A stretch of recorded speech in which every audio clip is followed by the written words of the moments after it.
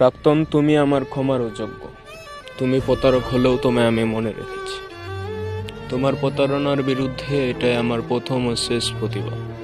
পৃথিবীর সকল মানুষ যদি তাদের প্রাক্তনকে ক্ষমা করে দেওয়ার মিছিলে অংশগ্রহণ করে, তবুও আমি আমার প্রাক্তনকে কখনোই ক্ষমা করব না।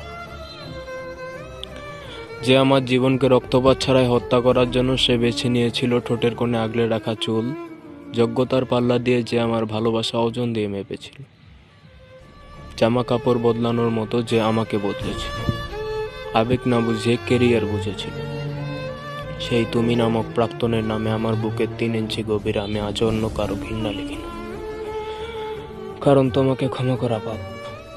ধরো, পৃথিবী ধ্বংস হয়ে যাওয়ার জন্য ইসরাফিলের বাঁশি রেডি। আজরাইল বুকের ওপর উঠে হামাগুড়ি দিচ্ছে। হৃদয় পিণ্ডে কুরল মারছে যন্ত্রণায়। ওই মুহূর্তেও তুমি যদি এসে ক্ষমা চাও, আমি করুণা করে হলেও তোমাকে ক্ষমা করব না। আমি মৃত্যুকে ছুঁতে ছুঁতে কাঁপা কাঁপা হাতে শাহাদাত আঙ্গুল তুলে সোজা সাপটা জানিয়ে দেব। পৃথিবীর সকল শুদ্ধ প্রেমিকদের গায়ে কলঙ্ক লেগে যাবে তোমাকে ক্ষমা করে দিলে। ভালোবাসি, আজও খুব বেশি ভালোবাসি তোমাকে, কিন্তু কোনোদিন ক্ষমা করতে পারবো না তোমাকে।